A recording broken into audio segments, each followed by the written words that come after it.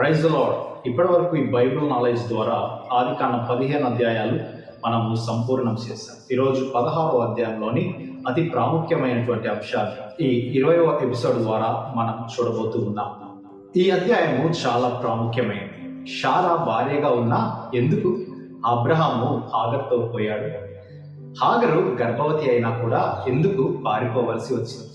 పారిపోతున్న హాగరుతో దేవుడు ఏం చెప్పాడు? ఇవన్నీ కూడా ఈరోజు ఈ ఎపిసోడ్లో మనం చూడబోతూ ఉన్నాం. దేవుని వాగ్దానాలు షారాయి అబ్రాహాము కుటుంబం మీద ఉన్నాయి. కానీ ఎందుకో షారాయికి అనుమానం వచ్చింది. దేవుడు నాకు అన్యాయం చేశాడేమో, దేవుడు నన్ను పట్టించుకోవట్లేదేమో అనేటువంటి అనుమానంతో తన భర్తను పిలిచి, నీవు హాగరుతో వెళ్ళి నీకు గాని సంతానం కలిగితే వారు మన సంతానమే కదా అనే విషయాన్ని అక్కడ షారాయి తన భర్తకి తెలియజేసింది. షారా ఇలా ఎందుకు చెప్పింది? అనేక సార్లు మనకు వచ్చేటువంటి ప్రశ్న ఇదే.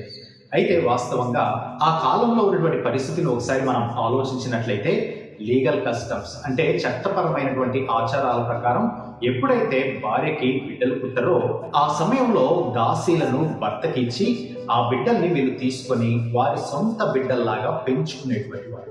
అప్పుడున్నటువంటి సంస్కృతిని ఆధారం చేసుకుని షారాయి గర్భవతి కాలేదేమో అనే అవిశ్వాసంతో అబ్రాహాముకు బిడ్డలు కావాలని షారాయి ఈ నిర్ణయం తీసుకుంది. ఎప్పుడైతే తన నిర్ణయాన్ని అబ్రహాం ముందు పెట్టిందో అబ్రహాం కూడా షారాయి మాట విని హాగరుతో పోగా హాగరు గర్భవతి అయింది. ఇక్కడ ముందుగా అసలు అబ్రహాం భార్య మాట వినే ముందు దేవుణ్ణి ఒకసారి అడగాల్సినటువంటి అవసరత ఉంది. కానీ అడగలేదు.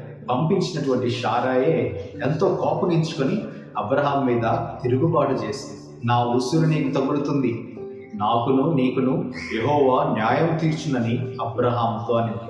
ఈ మాటకు కోప్పడిన అబ్రహాము, నీ దాసి నీ చేతుల్లోనే ఉంది కదా, నీకు ఇష్టం వచ్చినట్టు చేసుకో అని చెప్పేశాడు. అయితే షారాయి హాగరును బహుగా శ్రమ పెట్టడం వలన హాగరు అక్కడి నుండి పారిపోయింది. హాగరు ఒక ఐగుప్తీయురాలు. తన ప్రాణాన్ని కాపాడుకోవడం కోసం అరణ్యంలో పరిగెడుతుంది. అయితే ఇక్కడ ఒక ఆశ్చర్యకరమైనటువంటి విషయం జరిగింది. యెహోవా దూత నీటి బుగ్గ దగ్గర ప్రత్యక్షమై హాగరును కనుగొని, షారాయి దాసివైన హాగరు, ఎక్కడి నుండి వచ్చావు, ఎక్కడికి వెళ్తున్నావు అని అడిగింది. అప్పుడు హాగరు కూడా ఈ విధంగా సమాధానం చెప్పింది. షారాయి పెట్టేటువంటి ఇబ్బందుల వలన నేను పారిపోతున్నానని చెప్పినప్పుడు యెహోవా దూత 2 విషయాలు అక్కడ ప్రత్యేకంగా తెలియజేసింది.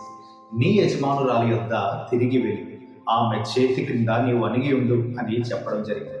ఎందుకు ఈ మాట దేవుడు పలికించాడు అని ఒకసారి మనం ఆలోచించినట్లయితే, దేవుడు మానవాళి యొక్క కష్టమును వినేవాడు, చూసేటువంటి వాడు.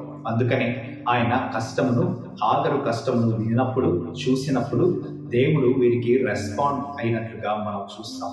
రెండో విషయాన్ని మనం ఆలోచిస్తే, నీ సంతానాన్ని నిశ్చయముగా విస్తరింపజేస్తానని, అవి లెక్కింప వీలు లేనంత విస్తారం అవుతాయని చెప్పి, అలాగే నీ మొరను దేవుడు విన్నాడు, నీకు పుట్టబోయేటువంటి కుమారుడు పేరు ఇష్మాయేల్ అని పేరు పెట్టమని కూడా చెప్పేశాడు దేవుని యొక్క దూత. ఇలా చెబుతూ ఇంకొన్ని ప్రాముఖ్యమైనటువంటి విషయాల్ని కూడా మరి దూత తెలియజేసినట్లుగా మనం చూస్తాం. అతని స్వభావం కూడా చెప్పాడు. అతడు అడవిగాడిద వంటి మనుషుడిగా ఉంటాడు. అతని చెయ్యి అందరి చేతుల్లో అతనికి విరోధంగా ఉంటాయి. అతను సహోదరులు అందరి ఎదుట నివసిస్తాడు అనేటువంటి విషయాల్ని దేవదూత తెలియజేసింది. అయితే ఇక్కడ మనం ఒక్క విషయం గమనించాల్సిన అవసరం ఉంది. దేవుడు ఇష్మాయిల్ సంతానం ద్వారా వాగ్దాన పుత్రుణ్ణి ఈ భూమి మీదకి పంపలేదు, కానీ వాగ్దాన వారసుడు ఇంకా రాలేదు అనేటువంటిది మనం ఇక్కడ ఖచ్చితంగా అర్థం చేసుకోవాలి. ఈ మాటలు అన్ని విన్నటువంటి హాగరు, చూచుచున్న దేవుడు నీవే అను పేరు తనతో మాట్లాడిన యెహోవాకు పెట్టి, అదే ప్రాంతంలో ఆ నీటి బుగ్గ ఉన్నటువంటి ప్రాంతంలో బేయార్ లాహిరోయ్ అను పేరు పెట్టింది. ప్రస్తుతం ఇప్పుడు అది కాదేశుకు బేరేదుకు మధ్యలో ఉంది. దేవుని మాటకు లోబడిన హాగరు ప్రయాణమై తిరిగి అబ్రహాము దగ్గరికి వెళ్ళింది. జరిగిన విషయం చెప్పింది. అందరూ కలిసి అక్కడే ఉన్నారు. అబ్రహాముకు ఇష్మాయిల్ పుట్టాడు. అబ్రహాము కుమారుడిగా ఇష్మాయిల్ని అబ్రహాము స్వీకరించాడు. ఇందులో మనం నేర్చుకోవాల్సినటువంటి పాఠాలు ఏమైనా ఉన్నాయా? షారాయి దేవుణ్ణి పూర్తిగా నమ్మలేదు. వేరే ఆప్షన్ కూడా పెట్టుకుంది. శరీర సంబంధమైనటువంటి ఆలోచన కలిగినటువంటి వ్యక్తిగా ఉంది. అందుకే దేవుని బిడ్డలు దేవుని మీద సంపూర్ణమైనటువంటి నమ్మకం ఉంచాలి. కొన్నిసార్లు దేవుని యొక్క కార్యాలు మన జీవితంలో జరగనప్పుడు కొన్నిసార్లు వాటి కోసం ఎదురు చూడాలే తప్ప మన స్వప్రయత్నాలతోటి వాటిని సాధించుకోవాలి అనేటువంటిది మన జీవితంలో ఉండకూడదు. ఇక రెండో విషయాన్ని మనం చూద్దాం. మనం చేసేటువంటి ప్రయత్నాలన్నీ కూడా దేవుని సంకల్పంలో ఉండాలి అంతే తప్ప దేవునికి విరోధముగా ఉండకూడదు. ఖచ్చితంగా ఈ విషయాలు దేవుని బిడ్డలు జ్ఞాపకం చేసుకొని ఒక నిర్ణయం తర్వాత వచ్చేటువంటి నష్టం ఏ విధంగా ఉంటుందో మనకందరికీ తెలిసినటువంటి విషయమే. కాబట్టి నిర్ణయాలు మన చేతుల్లో మనం తీసుకుంటూ ఉన్నప్పుడు అవి దేవునికి అంగీకారయుక్తమైనవా లేవా అనేటువంటివి పరిశీలించుకొని మనము నిర్ణయాలు తీసుకుందామా.